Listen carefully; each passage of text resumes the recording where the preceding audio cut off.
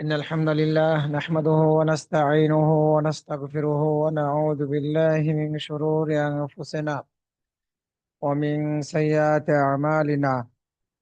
من يهده الله فلا مضل له ومن يضلل فلا هادي له. وأشهد أن لا إله إلا الله وحده لا شريك له، وأشهد أن محمدا عبده ورسوله. أما بعد، فإن خير الحديث كتاب الله، وخير الهدي هدي محمد صلى الله عليه وسلم، وشر الأمور محدثاتها، وكل محدثة بدعة، وكل بدعة ضلالة، وكل ضلالة في النار.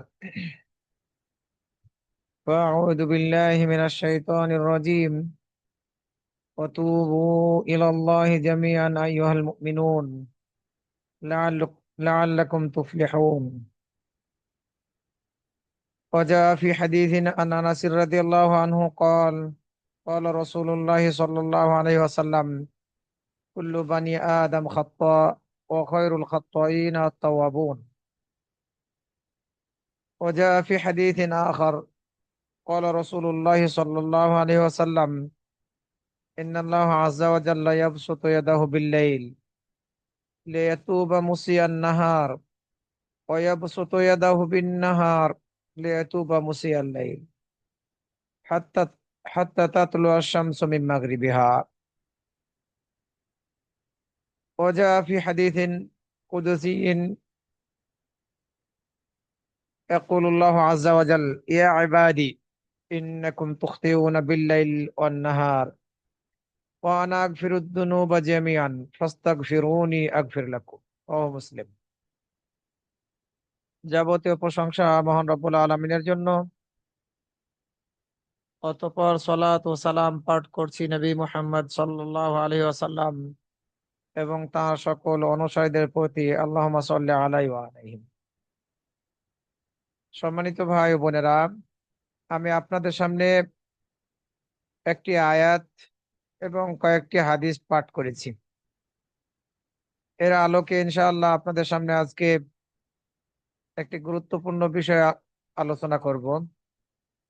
তো এই আলোচনা শুরুর প্রথমেই একটি ঘটনা দিয়ে শুরু করি। ইব্রাহিম ইবনু আদহাম ইব্রাহিম ইবনু আদহাম রহিমাহুল্লাহ, ওনার সাথে সম্পৃক্ত একটি ঘটনা আছে। এই ঘটনাটি এমন একটি ঘটনা যেটি একজন ব্যক্তির সাথে সম্পৃক্ত, এবং এই ব্যক্তি গুনাহ করার স্বাধীনতা চেয়েছিল। এই ব্যক্তি অনেক গুনাহ করেছিল, স্বাধীনতা চাই নাই, বরং অনেক গুনাহ করেছিল, এবং কোনোভাবেই সে গুনাহ থেকে নিজেকে মুক্ত করতে পারছিল না। যখন তার অবস্থাটা এরকম হলো, তখন এই ব্যক্তি ইব্রাহিম ইবনুল আদহামের নিকটে আসলেন। ইব্রাহিম ইবনু আদহামের নিকটে এসে সে ব্যক্তি বললেন যে, আমি এমন এক ব্যক্তি যে আল্লাহর নাফরমান। আমি গুনাহ থেকে নিজেকে মুক্ত রাখতে পারি না, আমি ধৈর্য ধারণ করতে পারি না, আমার থেকে গুনাহ হয়েই যায়। কোনোভাবে আমি গুনাহ থেকে নিজেকে মুক্ত রাখতে পারছি না। আমার করণীয় কি? আমি কি করতে পারি?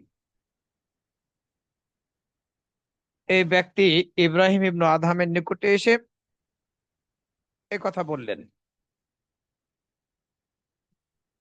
ইব্রাহিম ইবনু আদহাম তিনি একজন তাবেঈ ছিলেন, আহলে সুন্নাত ওয়াল জামাতের অন্তর্ভুক্ত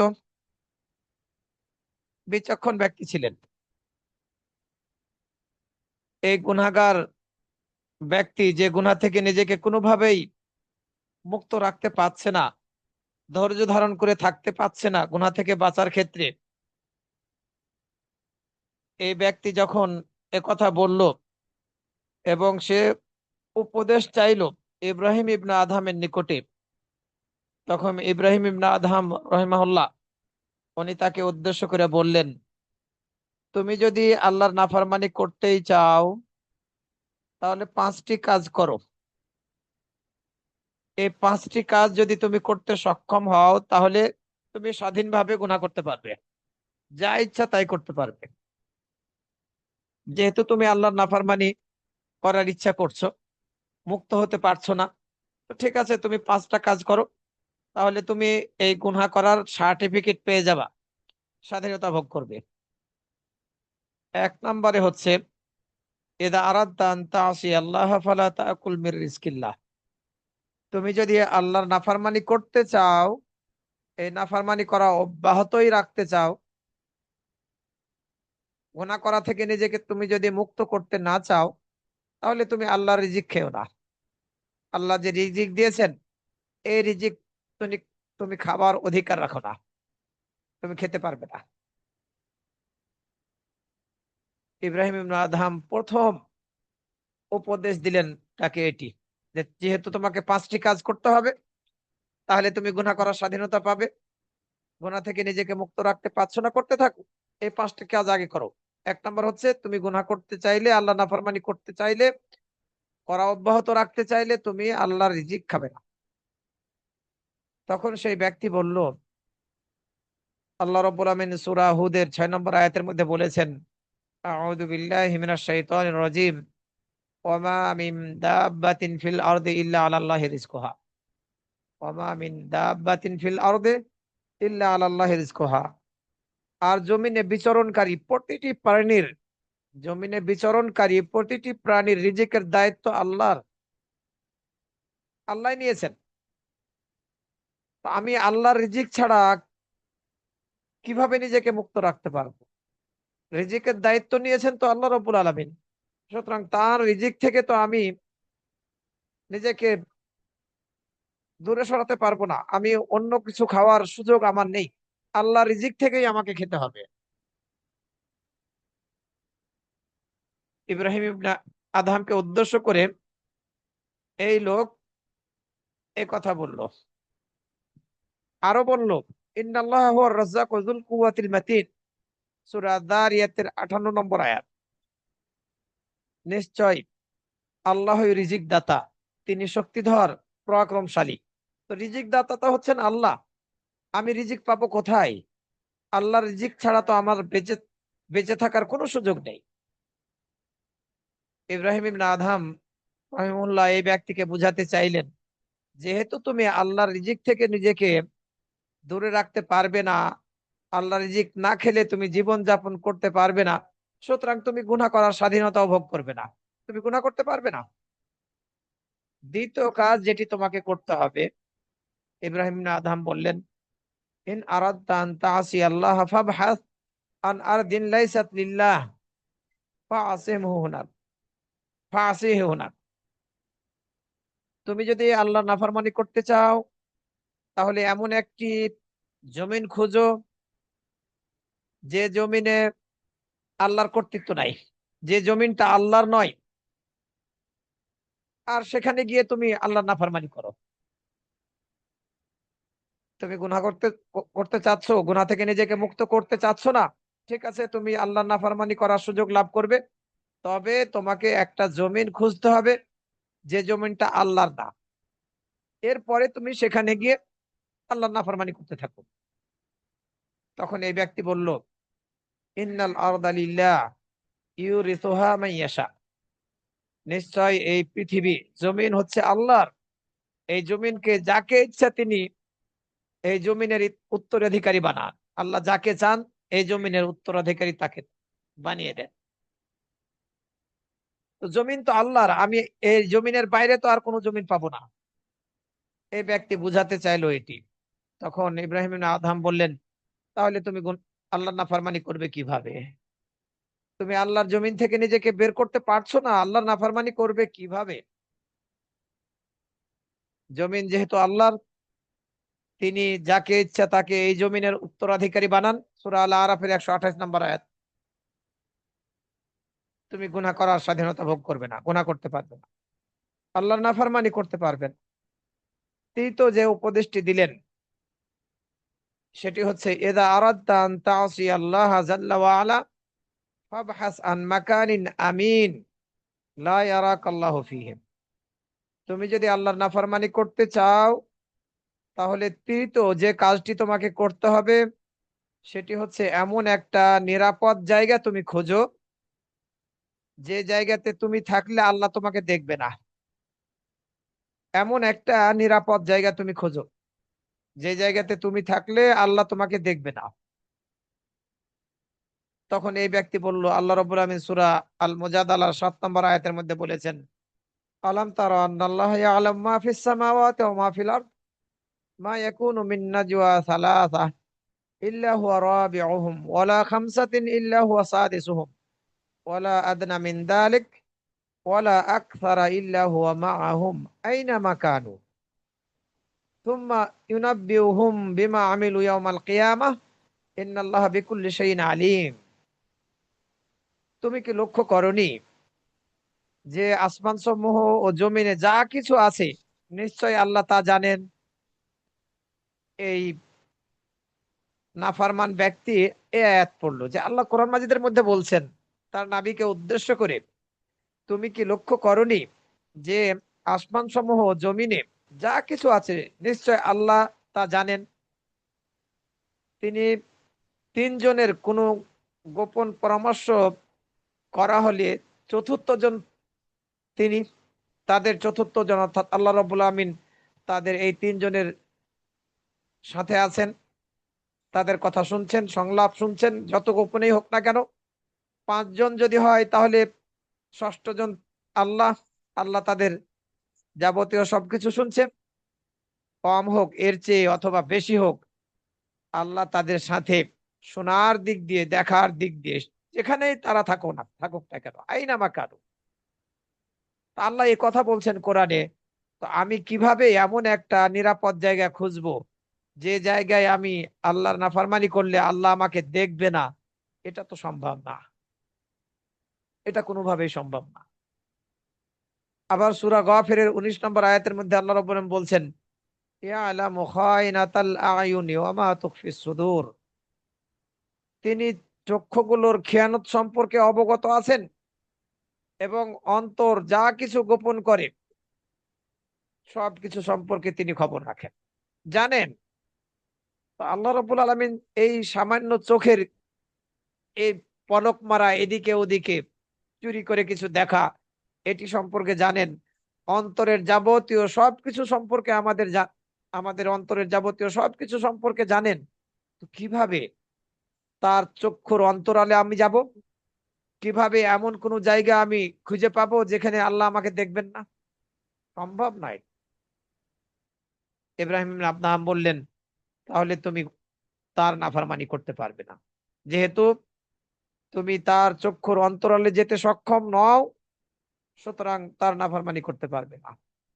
চতুর্থ যে কথাটি বললেন, ইযা আরাদতা আন তা'সি আল্লাহা ওয়া জাআকা মালাকুল মাউত ফাকুল লাহু আখির কবদা রূহি হাত্তা আতুবা ইলাল্লাহ।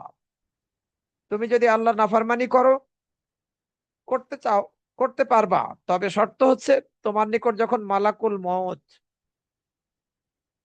এই আত্মা কবজকারী ফেরেশতা যখন আসবে, তখন তুমি তাকে বলবে যে আমার রূহটা কবজ করাকে একটু পিছিয়ে দাও, পরে করো।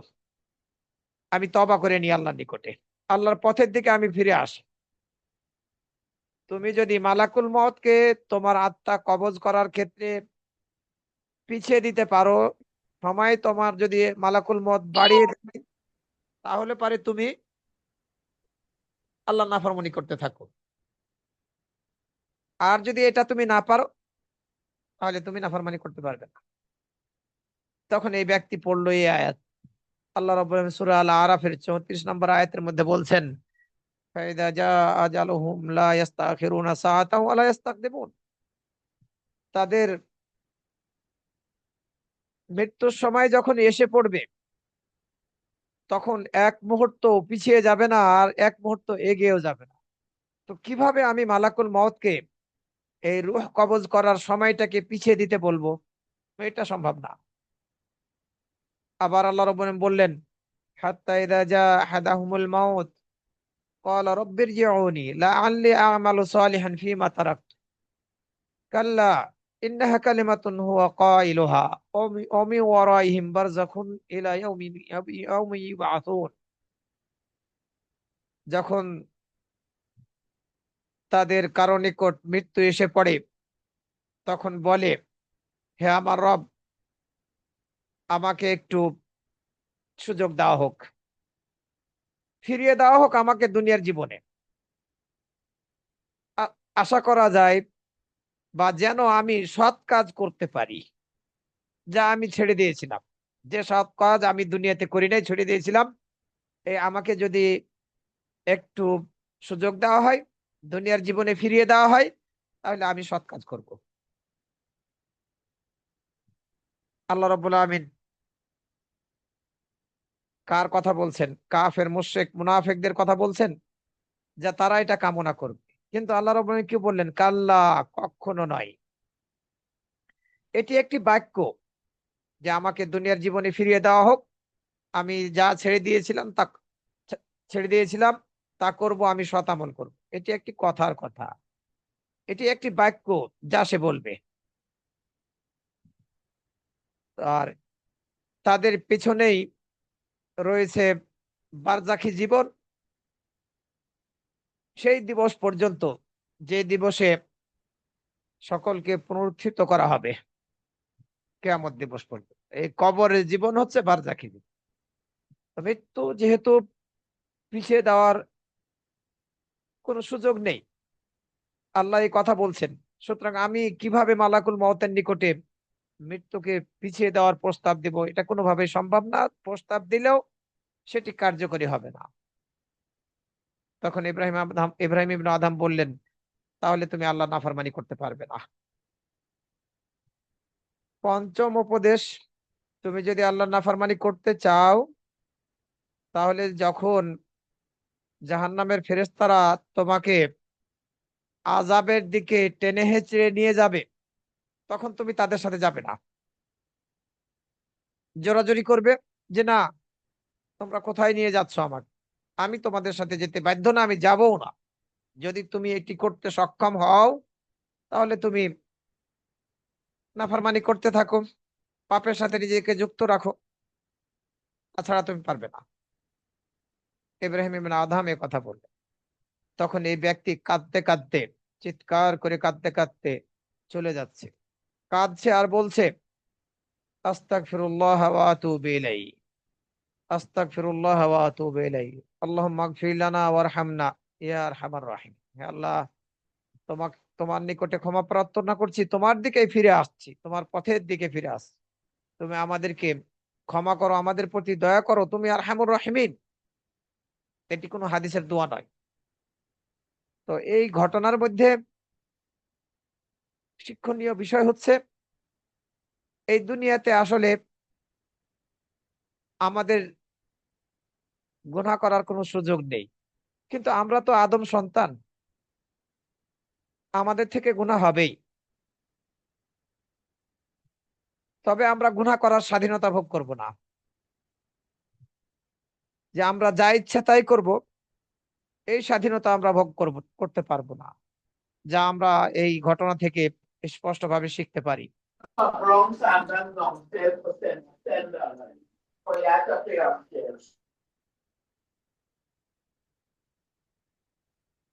কিন্তু আমরা যেহেতু আদম সন্তান, আমাদের থেকে ভুল হবেই, আমরা ত্রুটি করবই, আমরা গুনাহের সাথে জড়িত হব, আমরা আল্লাহর নাফরমানি করে বসবো, এটি স্বাভাবিক।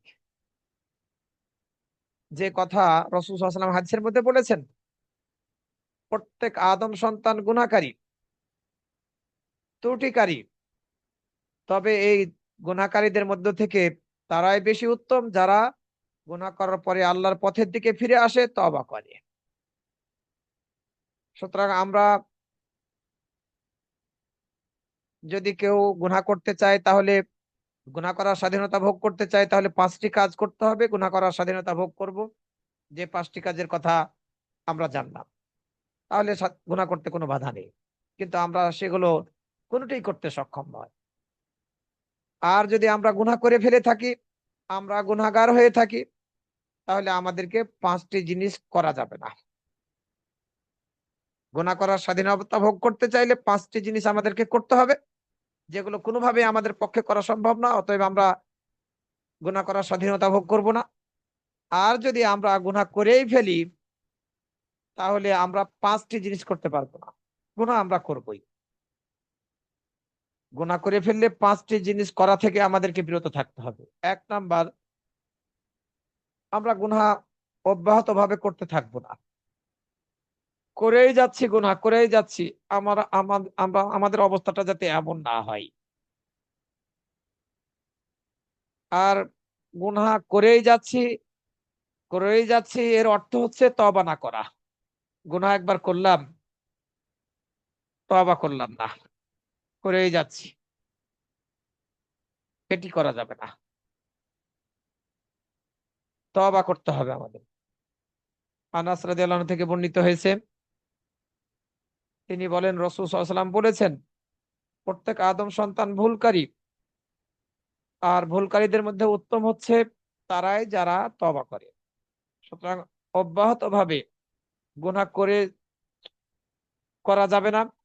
সর্বদা গুনাহ করতেই থাকবো, এমনটা করা যাবে না। গুনাহ হবে আমাদের থেকে, কিন্তু সর্বদা গুনাহ করব না।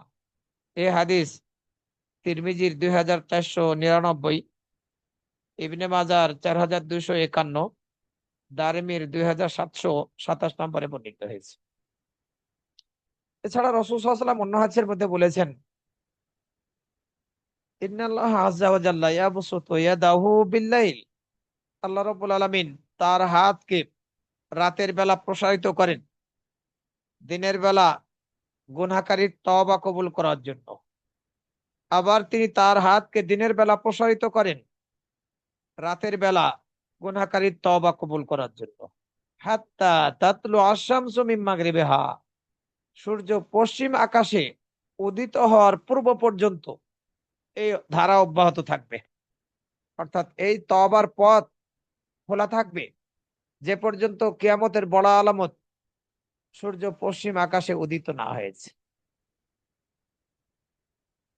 আল্লাহ রাব্বুল আলামিন সকল প্রকার গুনাহ ক্ষমা করার অঙ্গীকার করেছেন। তওবা করতে বলেছেন, তার দিকে ফিরে আসার নির্দেশ দিয়েছেন। বলেছেন, ওয়াতুবু ইলাল্লাহি জামিআন আইয়ুহাল মুমিনুন লাআল্লাকুম তুফলিহুন। হে মুমিনরা, তোমরা আল্লাহর দিকে সকলে ফিরে আসো, তোমরা তওবা করো, আশা করা যায় তোমরা সফল কাম হবে। আবার হাদিসে কুদসির মধ্যে আল্লাহ রাব্বুল আলামিন বলছেন, হে আমার বান্দারা, ইন্নাকুম তুখতিউনা বিল-লাইলি ওয়ান-নাহার, নিশ্চয় তোমরা রাত ও দিনে গুনাহ করে থাকো, ভুল করে থাকো। ওয়া আনা আগফিরুদ দুনুবা জামিআন, আর আমি সব গুনাহকে ক্ষমা করি। সুতরাং ফাস্তাগফিরুনি, তোমরা আমার কাছে ক্ষমা প্রার্থনা করো, আমি তোমাদেরকে ক্ষমা করব। ক্ষমা প্রার্থনা করতে হবে, তওবা করতে হবে। এই পথ উন্মুক্ত রয়েছে পশ্চিম আকাশে সূর্য উদিত হওয়ার পূর্ব পর্যন্ত। গুনাহ করে ফেললে এই গুনাহ করা অব্যাহত রাখা যাবে না, প্রথম কাজ। দ্বিতীয় যেটি করতে হবে, গুনাহ করে খুশি হওয়া যাবে না, আনন্দিত হওয়া যাবে না।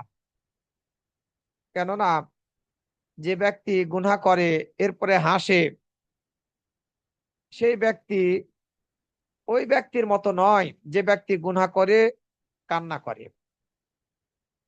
যে ব্যক্তি গুনাহ করে কান্না করে সেই ব্যক্তির মতো নয়। সুতরাং গুনাহ করার পরে আনন্দ করা যাবে না। গুনাহ করার পরে আনন্দ করা যাবে না। কারণ গুনাহ করার পরে আনন্দ করলে, খুশি হলে এটি বিপদের কারণ হবে। আর যে গুনাহ করার পরে আনন্দ ফুর্তি করে, এই ব্যক্তি ওই ব্যক্তির মতো হতেও সক্ষম হবে না যে ব্যক্তি গুনাহ করে এরপরে কান্না করে। রাসূল সাল্লাল্লাহু আলাইহি ওয়াসাল্লাম হাদিসের মধ্যে বলেছেন, আন্নাদামু আত-তাওবাহ, অনুতপ্ত হওয়াটাই হচ্ছে তওবা। গুনাহ করেছি আমরা, গুনাহ করার পরে অনুতপ্ত হয়েছি, অনুতপ্ত হয়ে যদি আমরা, তাহলে এটি হচ্ছে তওবা। অনুতপ্ত হওয়ার দ্বারাই তওবা লাভ করা যায়, ক্ষমা প্রার্থনা, ক্ষমা পাওয়া যায়। রাসূল ইবনে ইবনে মাজার 4252 নম্বর হাদিস। আয়েশা রাদিয়াল্লাহু আনহা থেকে বর্ণিত হয়েছে, তিনি বলেন, আমাকে রাসূল সাল্লাল্লাহু আলাইহি ওয়াসাল্লাম বললেন, হে আয়েশা, ইন কুনতা আলমামতি বিযামবিন ফাস্তাগফিরিল্লাহ ফাইন্নাত তাওবাতা মিনাজ যামবি আন-নাদামু ওয়াল ইস্তিগফার। হে আয়েশা, তুমি যখন কোনো গুনাহ করে ফেলবে, তখন আল্লাহর নিকটে তুমি ক্ষমা প্রার্থনা করো, কেননা গুনাহ থেকে তওবার অর্থই হচ্ছে অনুতপ্ত হওয়া এবং ক্ষমা প্রার্থনা করা।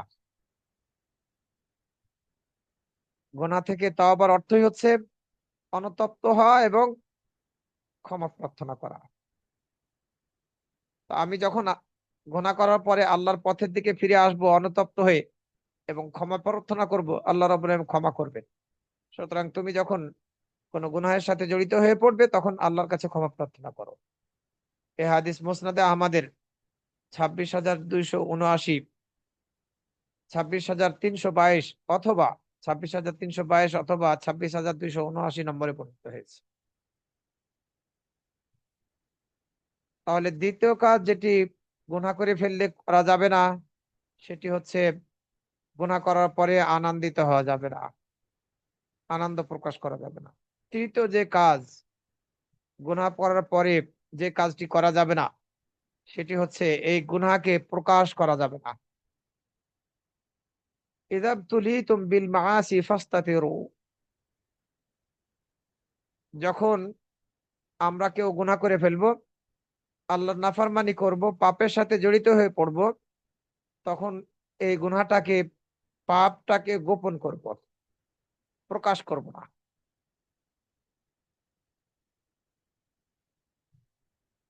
আলা থেকে বর্ণিত হয়েছে, রাসূল সাল্লাল্লাহু আলাইহি ওয়াসাল্লাম, আলা রাদিয়াল্লাহু আনহু থেকে বর্ণিত হয়েছে, রাসূল সাল্লাল্লাহু আলাইহি ওয়াসাল্লাম এক ব্যক্তিকে দেখলেন ফাঁকা জায়গায় লুঙ্গি পরা ছাড়া গোসল করছে, অর্থাৎ উলঙ্গ হয়ে গোসল করছে। ফাসাআদাল মিম্বারা, রাসূল সাল্লাল্লাহু আলাইহি ওয়াসাল্লাম মিম্বারের উপরে উঠলেন, আল্লাহর প্রশংসা করলেন ও আসনা আলাই, তার গুণকীর্তন করলেন। এরপরে বললেন, ইন্নাল্লাহ আযজা ওয়া জাল হাইয়ুন সিত্তিরুন ইউহিব্বুল হায়া ওয়াস সিতর, নিশ্চয় আল্লাহ রাব্বুল আলামিন লজ্জাশীল, আল্লাহ রাব্বুল আলামিন লজ্জাশীল, মানুষের পাপকে আড়ালকারী, গোপনকারী। সিত্তির, ইউহিব্বুল হায়া, তিনি লজ্জাশীলতাকে এবং পর্দা করাকে পছন্দ করেন। সুতরাং তোমাদের কেউ যখন গোসল করবে, সে যেন পর্দা করে। এই ব্যক্তি ফাঁকা জায়গায় লুঙ্গি পরা ছাড়া উলঙ্গ হয়ে গোসল করছিল। এ কারণে রাসূল সাল্লাল্লাহু আলাইহি ওয়াসাল্লাম এ কথা বললেন যে আল্লাহ রাব্বুল আলামিন লজ্জাশীল, তিনি গোপনীয়তাকে গোপন করাকে পছন্দ করেন, অর্থাৎ মানুষের পাপকে গোপন করাকে পছন্দ করেন।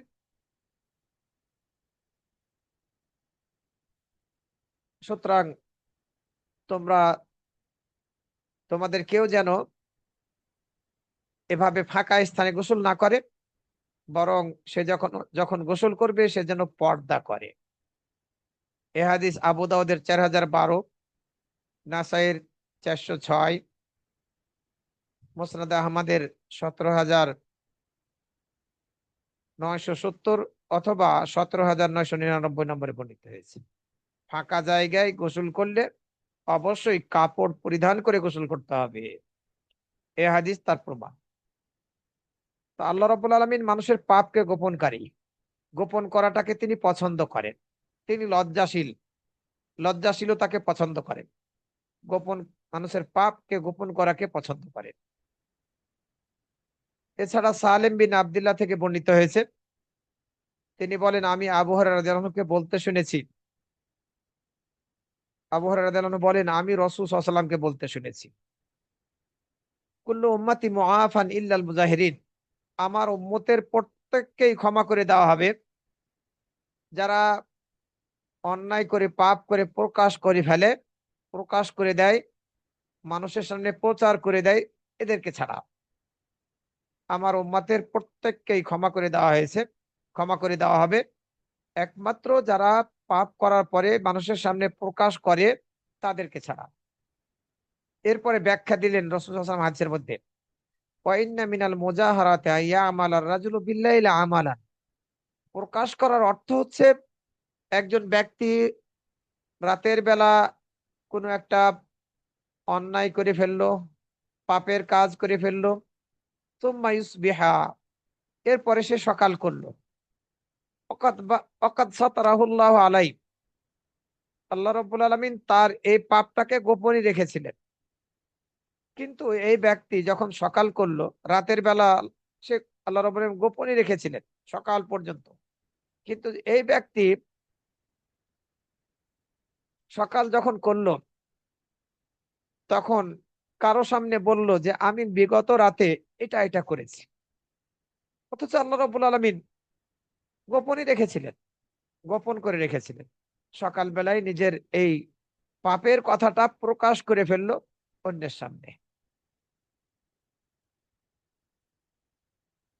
আল্লাহ যেটাকে গোপন রেখেছিলেন, তো যে এভাবে যদি কেউ তার নিজের পাপ অন্যের সামনে প্রকাশ করে দেয়, তাহলে আল্লাহ রাব্বুল আলামিন তাকে ক্ষমা করবেন না। এই হাদিস বুখারী শরীফের 6069 নম্বরে বর্ণিত হয়েছে।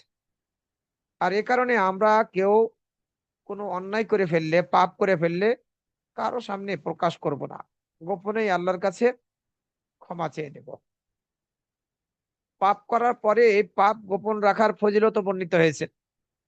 সাফওয়ান বিন মুহরিজ রাদিয়াল্লাহু আনহু থেকে বর্ণিত হয়েছে, এক ব্যক্তি আব্দুল্লাহ ইবনে ওমর রাদিয়াল্লাহু আনহুকে জিজ্ঞাসা করলেন, কাইফা সামি'তা রাসূলুল্লাহ সাল্লাল্লাহু আলাইহি ওয়াসাল্লাম ইয়াকুলু ফিন নাজওয়া, কিয়ামতের দিন আল্লাহ তাআলা ও তার মুমিন বান্দার একান্তে কথাবার্তা সম্পর্কে আপনি রাসূল সাল্লাল্লাহু আলাইহি ওয়াসাল্লামকে কি বলতে শুনেছেন?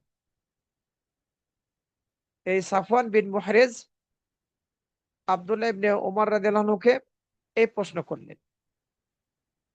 কিয়ামতের দিন আল্লাহ তাআলা ও তার মুমিন বান্দার একান্তে কথাবার্তা সম্পর্কে আপনি রাসূল সাল্লাল্লাহু আলাইহি ওয়াসাল্লামকে কি বলতে শুনেছেন?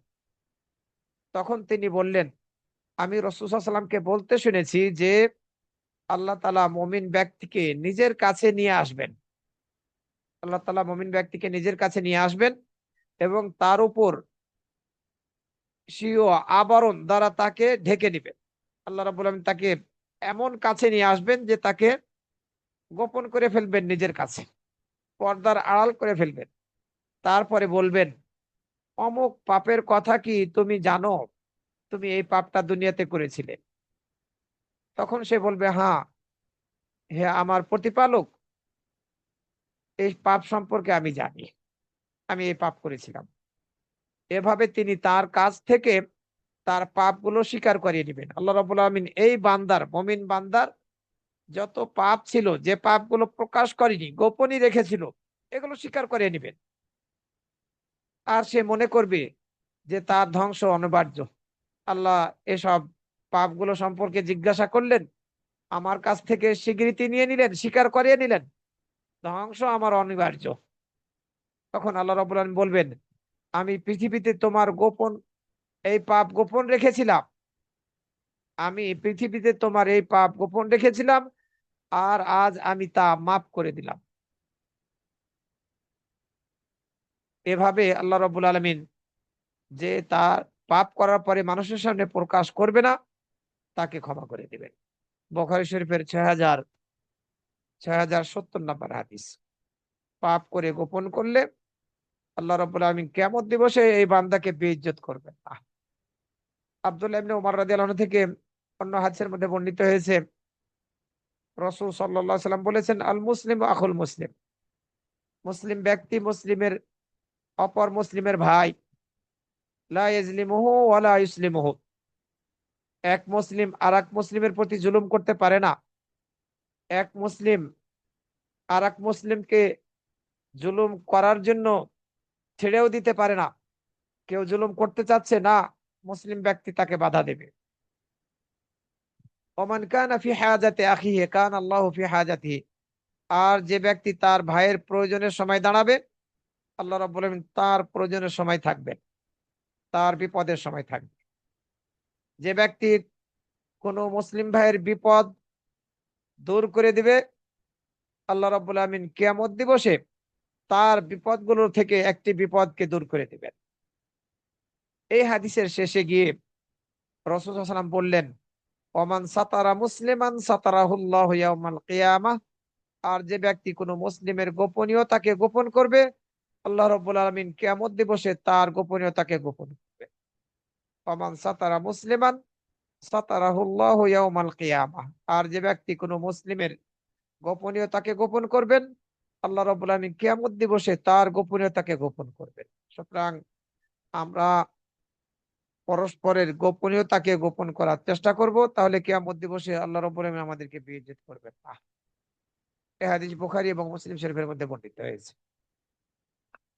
আবু বারজা আল আসলামী রাদিয়াল্লাহু আনহু থেকে অন্য হাদিসের মধ্যে বর্ণিত হয়েছে, তিনি বলেন, রাসূল সাল্লাল্লাহু আলাইহি সাল্লাম বলেছেন, ইয়া মা'শারা মান আমানা বিলিসানিহি, হে সব লোক যারা তাদের জবানের দ্বারা ঈমান এনেছো, যারা মৌখিকভাবে তোমরা ঈমান এনেছো, এখনো ঈমান তোমাদের অন্তরের মধ্যে যথাযথভাবে প্রবেশ করেনি, ঈমানের মর্ম তোমরা এখনো বুঝতে সক্ষম হওনি। যারা মৌখিকভাবে তোমরা ঈমান এনেছো, কিন্তু ঈমান তোমাদের অন্তরের মধ্যে প্রবেশ করে নাই। লা তাকতাবুল মুসলিমিন, তোমরা মুসলিমদের গীবত করো না। ওয়ালা তাত্তাবিউ আওরাতিহিম, এবং তাদের গোপনীয়তার পিছু নিও না, তাদের গোপনীয়তাকে অনুসন্ধান করো না। ফাইন্নাহু মান ইত্তাবা আওরাতিহিম ইত্তাবিউল্লাহু আওরাতাহু ওয়া মান ইয়াত্তাবিউল্লাহু আওরাতাহু ইয়াফদাহু ফি বাইতিহি। আল্লাহ রাসূল সাল্লাল্লাহু আলাইহি ওয়াসাল্লাম বললেন, তোমরা মুসলিমদের গীবত করো না, আর মুসলিমদের গোপনীয়তার পিছু নিও না। কেননা যে ব্যক্তি মুসলিমদের গোপনীয়তার পিছু নিবে, গোপনীয়তাকে অনুসন্ধান করবে, আল্লাহ তার গোপনীয়তার পিছু নেবেন, আল্লাহ তার গোপনীয়তাকে অনুসন্ধান করবেন। এবং আর যে ব্যক্তির গোপনীয়তার পিছু নেবেন আল্লাহ রাব্বুল আলামিন, যে ব্যক্তির গোপনীয়তার পিছু নেবেন আল্লাহ রাব্বুল আলামিন, আল্লাহ রাব্বুল আলামিন তাকে তার বাড়ির মধ্যে বেইজ্জত করবে। আবু দাউদের 4880 নম্বর হাদিস, 4880 নম্বর হাদিস। তো গীবত করা যাবে না। অন্যের গোপনীয়তা সম্পর্কে আমি জানি, আরেকজনের সামনে প্রকাশ করা যাবে না। আবার কারো গোপনীয়তাকে অনুসন্ধান করাও যাবে না। অনেক সময় আমরা ভুল করে ফেলি, এই ভুল থেকে আমাদেরকে বের হয়ে আসতে হবে। আব্দুল্লাহ ইবনে আব্বাস রাদিয়াল্লাহু আনহু থেকে অন্য একটি হাদিসের মধ্যে বর্ণিত হয়েছে, নবী সাল্লাল্লাহু আলাইহি ওয়াসাল্লাম বলেছেন, মান সাতারা আওরাতা আখিহিল মুসলিম সাতারাল্লাহু আওরাতাহু ইয়াউমাল কিয়ামাহ, যে ব্যক্তি তার মুসলিম ভাইয়ের গোপনীয়তাকে গোপন করবে, আল্লাহ রাব্বুল আলামিন কিয়ামত দিবসে তার গোপনীয়তাকে গোপন করবে।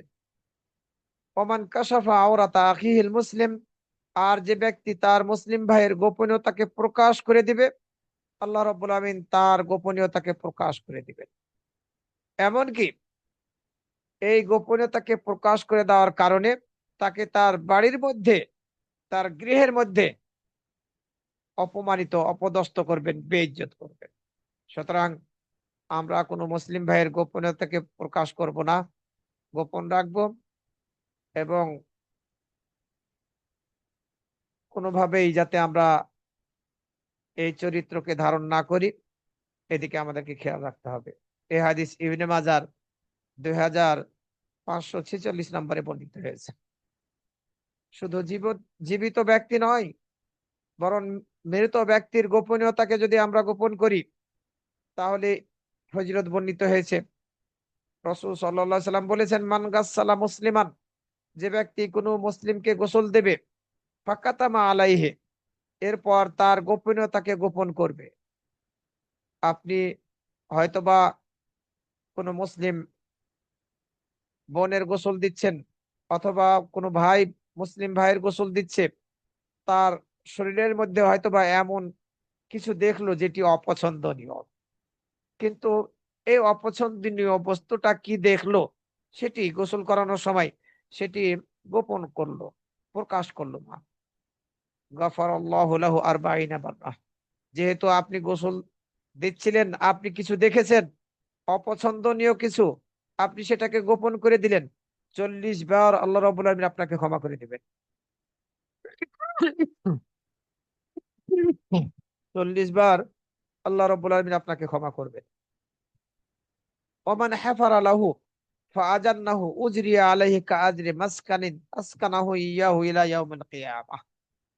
আর যে ব্যক্তি তার কোন মুসলিম ভাইয়ের জন্য কবর খনন করবে এবং এই কবরে তাকে ঢেকে ফেলবে,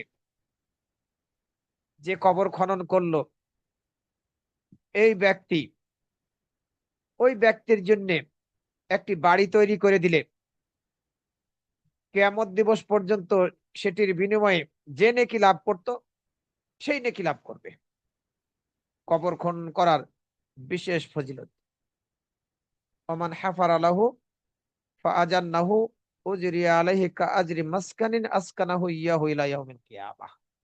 কবর খনন করলেন, কবর খনন করার পরে এই কবরে দাফন করা হলো, ঢেকে দেওয়া হলো, কিয়ামত দিবস পর্যন্ত একটি ঘর কাউকে তৈরি করে দিলে সেই ঘরে বসবাস করলে যে নেকি আপনি লাভ করতেন ওই নেকি আপনি পেতে থাকবেন।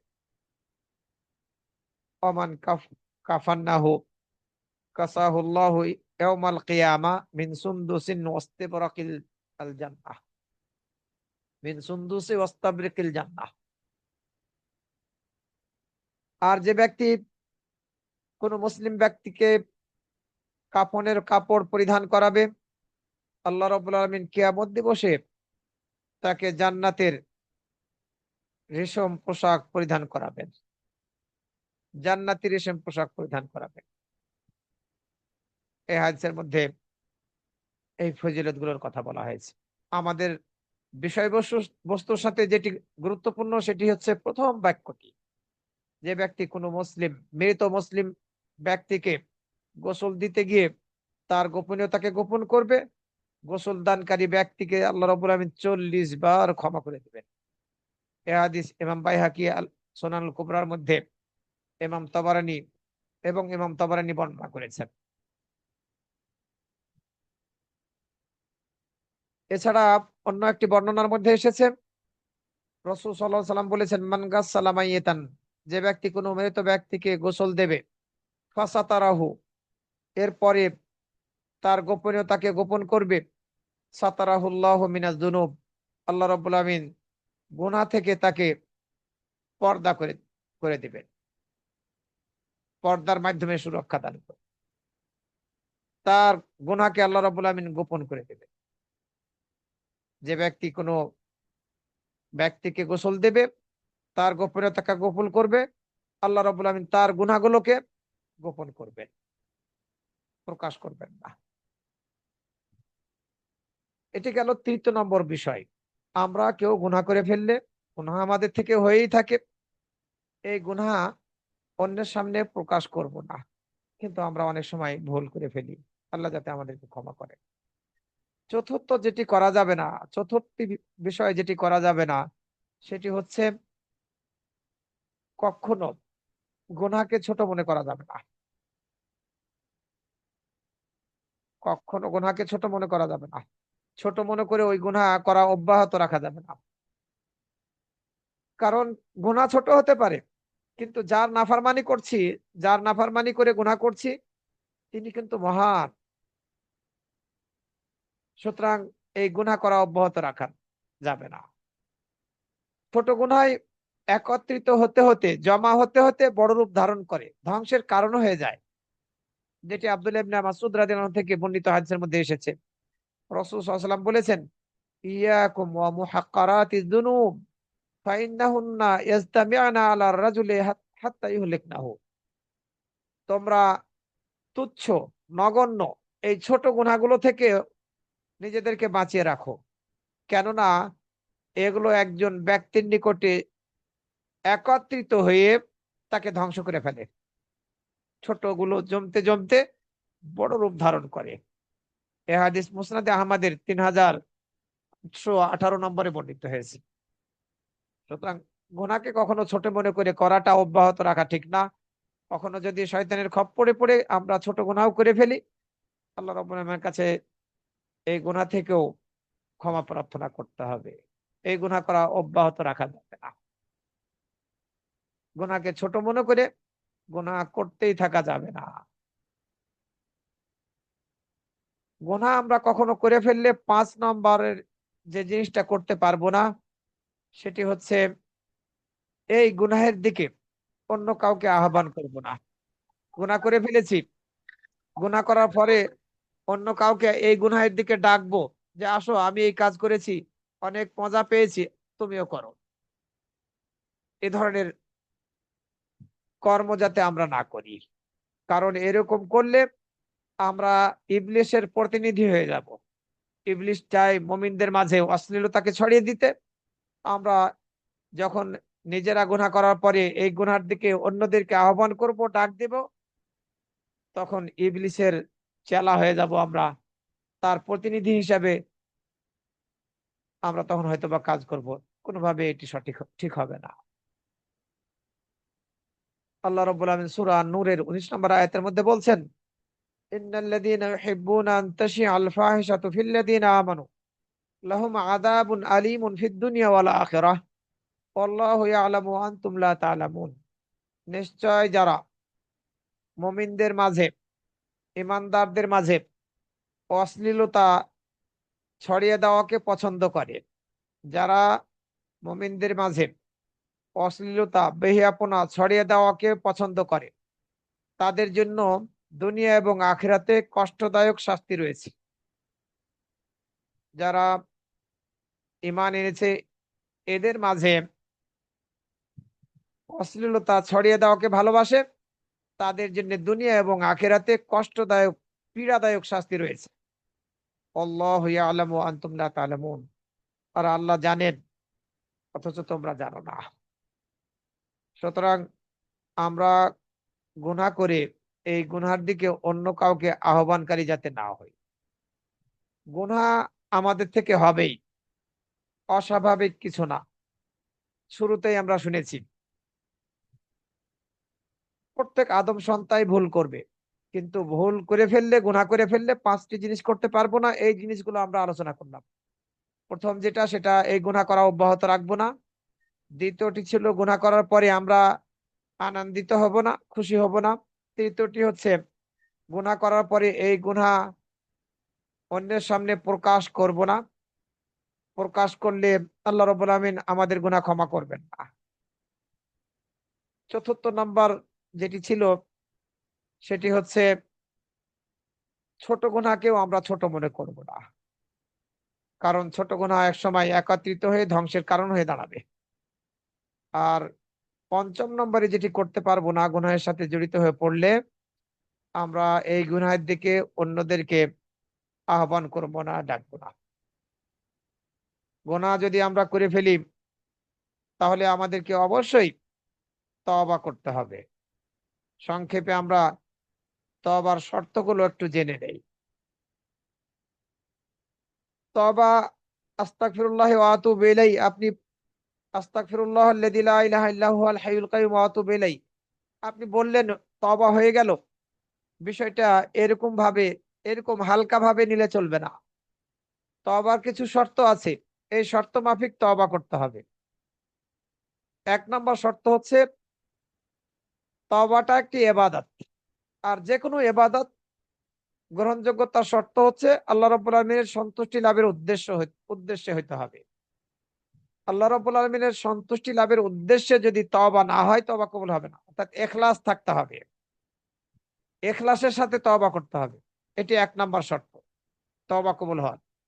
2 নম্বর শর্ত হচ্ছে, যে গুনাহ থেকে আমরা তওবা করব সেই গুনাহের জন্য অনুতপ্ত হতে হবে। অনুতপ্ত না হলে তওবা করলে তওবা কবুল হবে না। 3 নম্বর শর্ত হচ্ছে, যে গুনাহ থেকে আমরা তওবা করব, এই গুনাহ থেকে সম্পূর্ণভাবে মুক্ত হইতে হবে। গুনাহ করতেই আছি আর তওবা করছি, তওবা কবুল হবে না। গুনাহ থেকে সম্পূর্ণভাবে মুক্ত হইতে হবে। 4 নম্বর শর্ত হচ্ছে, প্রতিজ্ঞা করতে হবে ওই গুনাহের দিকে আর কখনো ফিরে যাব না। এই 4টি শর্ত আবারও বলি। 1 নম্বর, ইখলাস থাকতে হবে তওবার ক্ষেত্রে। 2 নম্বর, অনুতপ্ত হইতে হবে ওই গুনাহের জন্য আল্লাহর নিকটে। ব্যথিত হইতে হবে, হে আল্লাহ, আমার আর কোনো নিষ্কৃতি নেই, কোনো আশ্রয়স্থল নেই তুমি ছাড়া। এই মন মানসিকতা অন্তরের মধ্যে নিয়ে আসতে হবে। 3 নম্বর, গুনাহ থেকে সম্পূর্ণভাবে মুক্ত হইতে হবে। ওই গুনাহ আর কখনো, 4 নম্বরে, আর কখনো করব না, এই প্রতিজ্ঞা করতে হবে। 5 নম্বর শর্ত হচ্ছে, আল্লাহ রাব্বুল আলামিন যে সময়ে তওবা কবুল করেন সেই সময়ের মধ্যে তওবা করতে হবে। একটি নির্দিষ্ট সময় আছে, যে সময়ে তওবা করলে তওবা কবুল হবে না। এই সময়ের আগেই তওবা হইতে হবে। আব্দুল্লাহ ইবনে উমর রাদিয়াল্লাহু আনহু থেকে বর্ণিত হয়েছে, নবী সাল্লাল্লাহু আলাইহি ওয়াসাল্লাম বলেছেন, ইন্নাল্লাহা ইয়াকবালু তাওবাতা আবদিহি মা লাম ইউগারগির। নিশ্চয় আল্লাহ রাব্বুল আলামিন তার বান্দার তওবা কবুল করেন সে সময় পর্যন্ত, যে সময় পর্যন্ত মৃত্যুর গড়গড়া না আসে। আত্মাটা বেরিয়ে যাচ্ছে, ওই মুহূর্তটা আসার পূর্ব পর্যন্ত তওবা কবুল হবে। যখনই আত্মা বের হয়ে যাচ্ছে, মালাকুল মউত চলে এসেছে, আত্মা বের করছে, তখন যদি কেউ তওবা করে তাহলে তার তওবা কবুল হবে না। ওই ফিরআউনের মতো অবস্থা। ফিরআউন যখন দেখলো যে তার আর কোনো উপায় নেই, ডুবে মারা যেতে হচ্ছে, তখন মুসা এবং বনী ইসরাইলের রবের প্রতি ঈমান এনেছিল। তার এই ঈমানে কোনো কাজে আসেনি। তো মৃত্যুর গড়গড়া যখন চলে আসবে, সেই সময় তওবা করলে তওবা কবুল হবে না।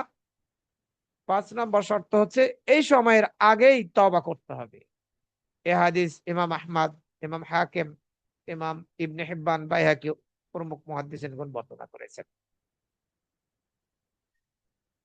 6 নম্বরের শর্ত হচ্ছে, না, আরো একটি আছে, সেটা হচ্ছে সূর্য পশ্চিম আকাশে উদিত হওয়ার আগেই তওবা হইতে হবে, যেটি আমরা পূর্বেই জেনে এসেছি।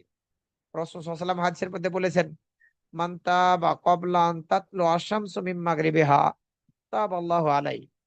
যে ব্যক্তি সূর্য পশ্চিম আকাশে উদিত হওয়ার পূর্বে তওবা করবে, আল্লাহ তার তওবা কবুল করবেন। মুসলিম শরীফের ৭০৩৬ নম্বর হাদিস। মুসলিম শরীফের ৭০৩৬ নম্বর হাদিস এবং মুসনাদে আহমদের ৭৭১১ নম্বর হাদিস। 6 নম্বরের শর্ত হচ্ছে, আমাদেরকে বেদাত মুক্ত হতে হবে। আপনি তওবা করতে চাচ্ছেন, কিন্তু এই তওবাকে বাধা প্রদান করবে যদি আপনি বেদাতের সাথে যুক্ত থাকেন।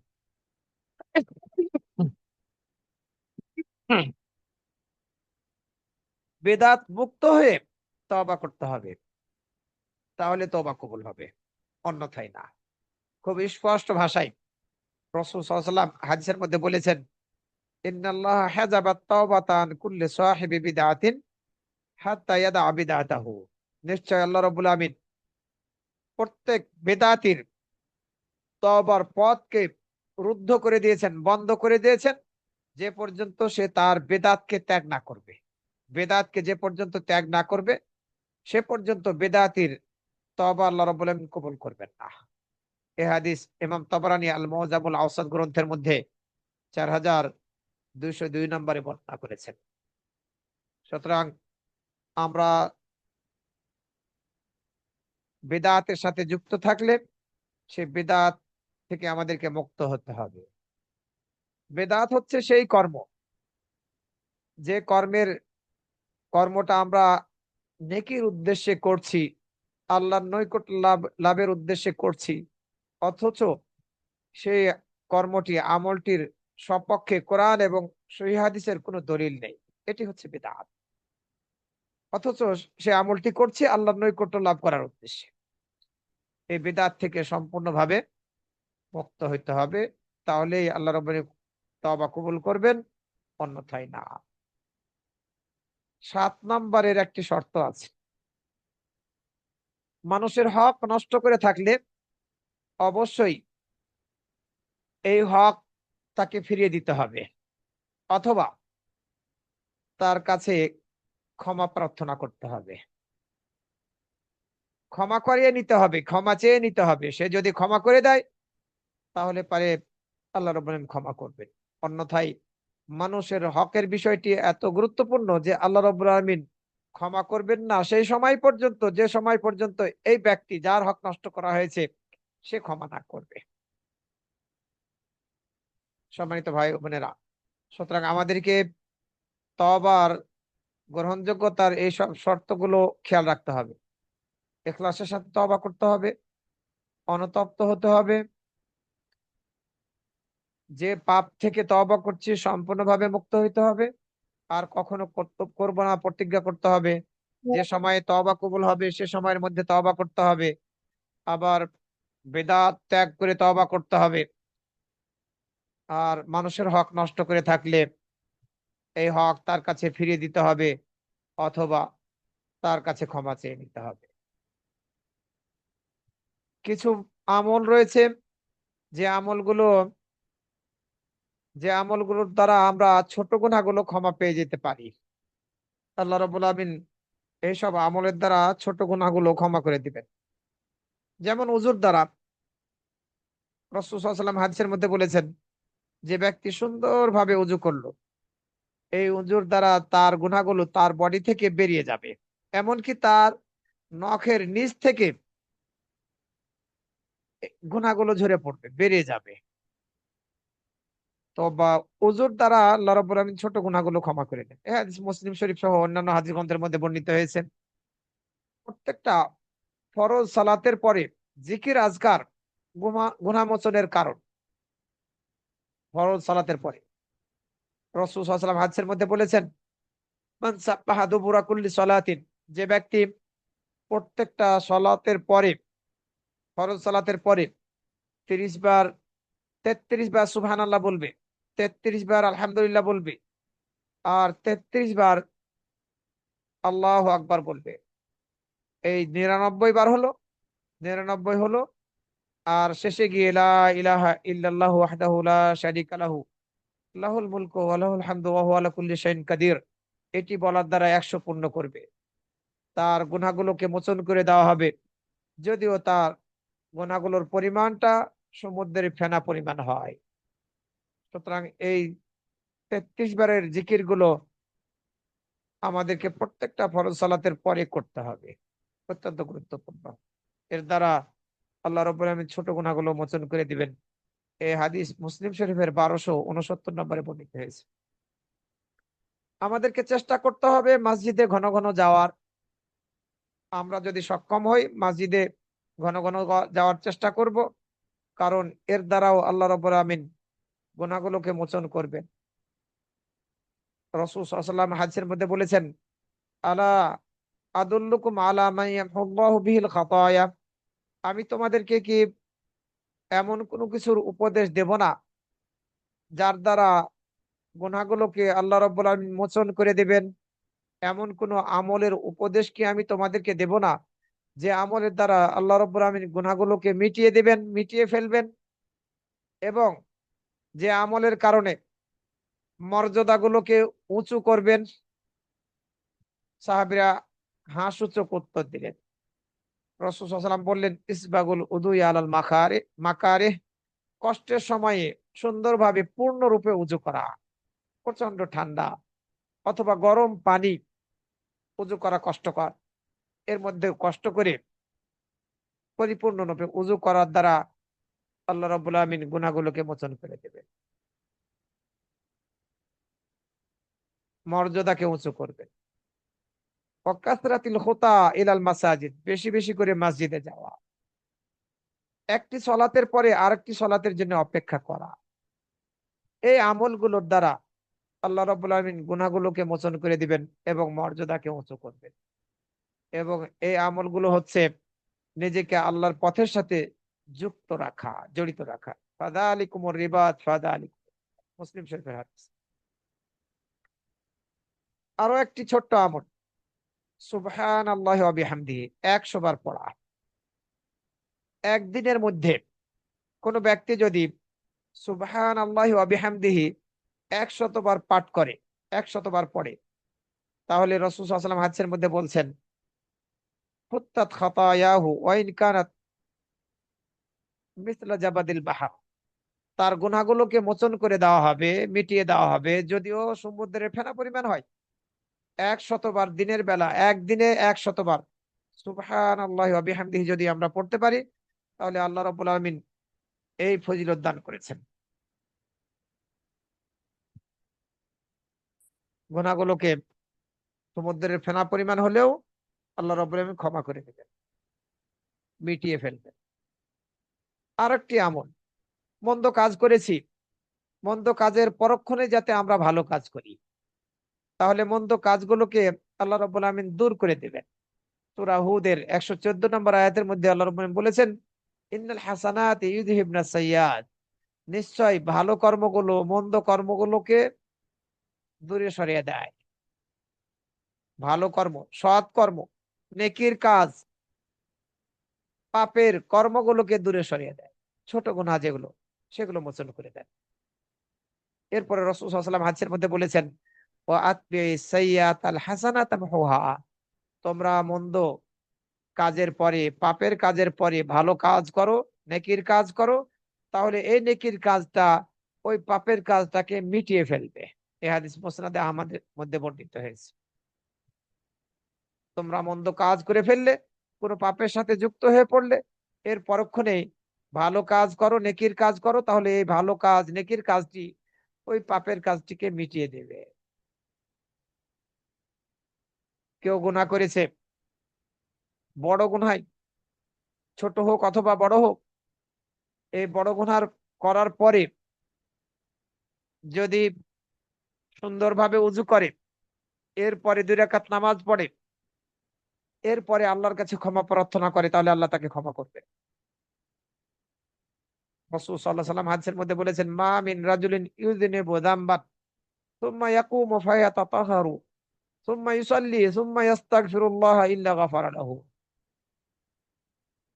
যে ব্যক্তি যে ব্যক্তি গুনাহের সাথে জড়িত হবে, এরপরে সে দাঁড়াবে, পবিত্রতা অর্জন করবে, অর্থাৎ সুন্দরভাবে সে উযু করবে, এরপর সালাত আদায় করবে, সালাত আদায়ের পরে যে সে আল্লাহর কাছে ক্ষমা প্রার্থনা করলে আল্লাহ রাব্বুল আলামিন তাকে ক্ষমা করবেন, গাফারা লাহু, আল্লাহ তাকে ক্ষমা করে দিবেন। তিরমিজির 3006 নাম্বার হাদিস, 3006।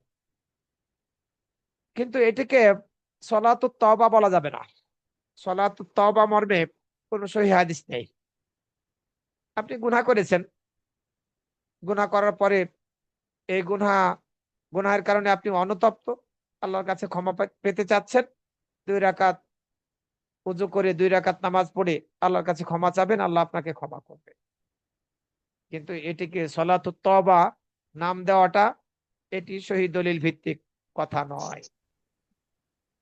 উসমান রাদিয়াল্লাহু আনহু রাসূল সাল্লাল্লাহু আলাইহি ওয়াসাল্লাম যেভাবে উযু করতেন সেভাবে উযু করলেন। উযু করার পরে বললেন যে রাসূল সাল্লাল্লাহু আলাইহি ওয়াসাল্লাম এভাবে উযু করতেন। রাসূল সাল্লাল্লাহু আলাইহি ওয়াসাল্লাম এভাবে উযু করার পরে বললেন, এরপরে যে ব্যক্তি 2 রাকাত নামাজ পড়বে, যে ব্যক্তি এভাবে উযু করার পরে 2 রাকাত নামাজ পড়বে, লা ইউহাদ্দিসু নাফসাহু ফীহিমা বিশাই, এই 2 রাকাত নামাজের মধ্যে দুনিয়াবি কোনো কিছু মনে নিয়ে আসবে না। একাগ্রতার সাথে সালাত আদায় করবে, 2 রাকাত নামাজ, দুনিয়াবি কোনো কিছুই মনে নিয়ে আসবে না। যদি এভাবে এই 2 রাকাত সালাত আদায় করতে সক্ষম হয়, তাহলে আল্লাহ রাব্বুল আমিন তার পূর্বের সব গুনাহকে ক্ষমা করে দিবে। বুখারী শরীফের 1900 34 নম্বর হাদিস, একমাত্র আল্লাহর ধ্যানে দুনিয়াবি যাবতীয় সব কিছুকে ভুলে এভাবে 2 রাকাত যদি কেউ সালাত আদায় করতে পারে, তাহলে আল্লাহ রাব্বুল আলামিন এই 2 রাকাত সালাতের বিনিময়ে তার গুনাহগুলোকে মোচন করে দেবেন। আমরা মজলিসে বসি, মজলিসের মধ্যে হয়তোবা অনেক অনেক সময় অনেক ত্রুটি বিচ্যুতি হয়ে যায়। এই মজলিস থেকে উঠার পূর্বে উঠার পূর্বে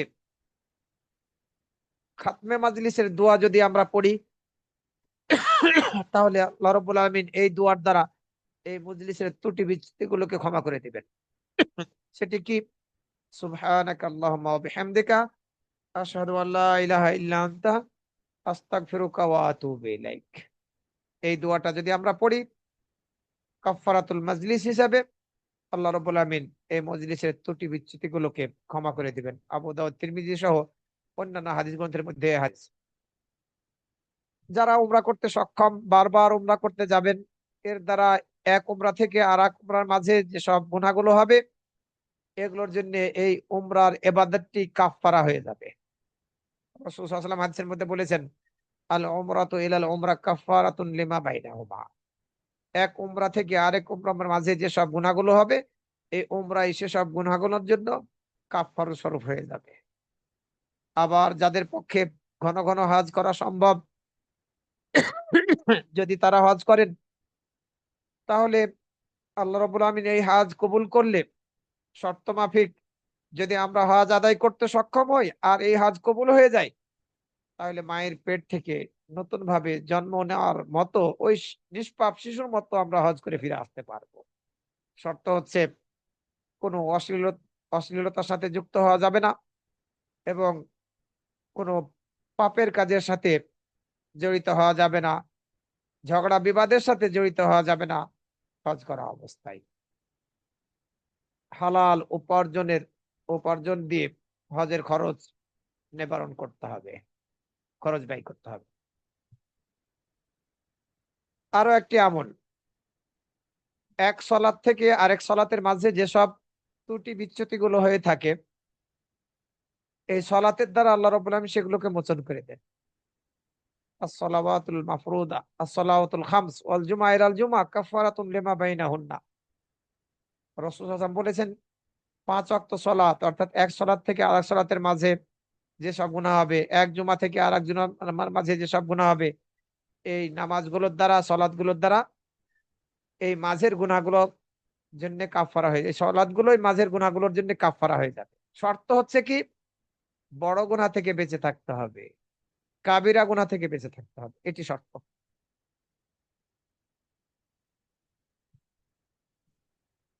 মুয়াজ্জিন সাহেব আজান দিলেন, এই আজান দেওয়ার পরে যদি কেউ এই জিকিরটা পড়ে, তাহলে আল্লাহ রাব্বুল আলামিন তার গুনাহগুলো মোচন করে দিবেন।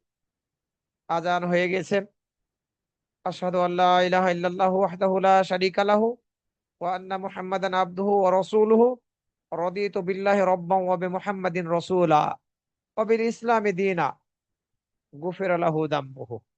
এটা যদি এই জিকিরটা, লা আশহাদু আল্লা ইলাহা ইল্লাল্লাহু ওয়াহদাহু লা শারীকা লাহু ওয়া আন্না মুহাম্মাদান আবদুহু ওয়া রাসূলুহু রাদিতু বিল্লাহি রাব্বান ওয়া বিমুহাম্মাদিন রাসূলা ওয়া বিল ইসলামি দীনা, এই জিকিরটা যদি আজানের পরে কেউ পড়ে, তাহলে পারে তার গুনাহগুলোকে মোচন করে দেওয়া হবে। ছোট গুনাহগুলো আল্লাহ রাব্বুল আলামিন মোচন করে দিবে। এছাড়া দান খয়রাত করা, সাদাকা করা, রাসূল সাল্লাল্লাহু আলাইহি ওয়াসাল্লাম হাদিসের মধ্যে বলেছেন, আস-সাদাকাতু তুতফিউল খাতিআতা কামা ইউতফিউল মাউন নার। সাদাকা গুনাহগুলোকে মিটিয়ে দেয় যেমনি ভাবে পানি আগুনকে নিভিয়ে ফেলে।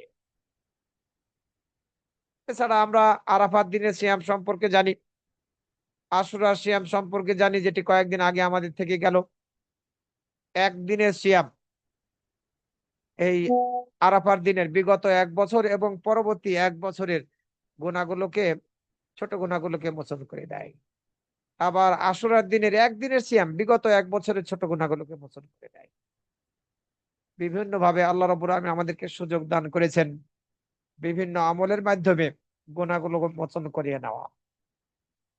লা ইলাহা ইল্লাল্লাহ, আমরা যদি লা ইলাহা ইল্লাল্লাহু ওয়াহদাহু লা শারীকা লাহু লাহুল মুলকু ওয়া লাহুল হামদু ওয়া হুয়া আলা কুল্লি শাইইন কাদির দিনে 100 বার করতে পারি, তাহলে এর দ্বারা আমরা গুনাহগুলোকে মোচন করে নিতে পারবো।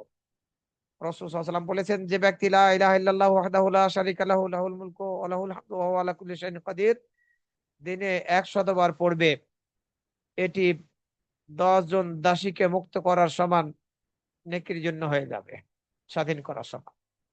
100টি নেকি তার জন্য লিখে দেওয়া হবে এবং তার থেকে 100টি গুনাহকে মোচন করে দেওয়া হবে। বুখারী এবং মুসলিম শরীফের হাদিস। এছাড়া আরো একটি আমল, আমাদের আমিন বলাটা, ইমাম সাহেব যখন ওয়ালাদ-দাল্লিন বললেন তখন আমরা আমিন বলবো। এই আমিন বলাটা ফেরেশতাদের আমিন বলার সাথে যদি মিলে যায়, তাহলে পারে পূর্বের গুনাহগুলো ক্ষমা করে দেওয়া হবে। এ মর্মে বুখারী এবং মুসলিম শরীফের মধ্যে হাদিস বর্ণিত হয়েছে। অনেক সময় আমরা বিপদে পড়ি, অসুখ বিসুখ সহ অন্যান্য বিপদ আপদ আসে, অনেক চিন্তার মধ্যে কাটাতে হয়, চিন্তিত হতে হয় বিভিন্ন ক্ষেত্রে, অথবা কোনো কিছুর দ্বারা হয়তো বা শরীরে আঘাতপ্রাপ্ত হলাম, কাটা বিঁধলো, এইসব কষ্টের দ্বারাও আল্লাহ রাব্বুল আলামিন গুনাহগুলোকে মোচন করে দেন। বুখারী শরীফের হাদিস। আমরা জানি এই বিষয়গুলো। কষ্ট দেওয়ার মাধ্যমে, চিন্তা দেওয়ার মাধ্যমে আল্লাহ রাব্বুল আলামিন গুনাহগুলোকে মোচন করে দেন। মুমিন বান্দার গুনাহগুলোকে মোচন করে দেন। আল্লাহর পথে যদি কেউ শাহাদাত লাভ করে, শহীদ হয়ে যায় জিহাদ করতে গিয়ে, এই শহীদ ব্যক্তিকেও আল্লাহ রাব্বুল আলামিন ক্ষমা করে দেন। তবে ঋণ যদি থাকে তাহলে অবশ্যই সে ঋণ পরিশোধ করতে হবে। সিয়ামের দ্বারা, বিশেষভাবে রমাদান মাসের সিয়ামের দ্বারা আল্লাহ রাব্বুল আলামিন গুনাহগুলোকে, পূর্বের যাবতীয় গুনাহগুলোকে ক্ষমা করে দেন।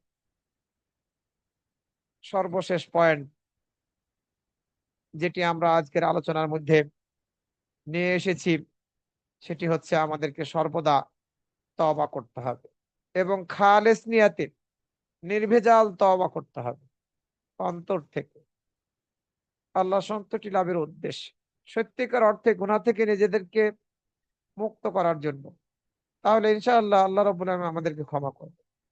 আমাদের সকলকেই শর্ত মাফিক আল্লাহ রাব্বুল আলামিন তওবা করার তৌফিক দান করুন, যাতে করে আমরা ছোট বড় সব গুনাহগুলো থেকেই নিজেদেরকে পবিত্র করতে সক্ষম হই। আকুলু কওলি হাদা ওয়া আস্তাগফিরুল্লাহ লি ওয়া লাকুম ওয়া লিসাইরিল মুসলিমিন।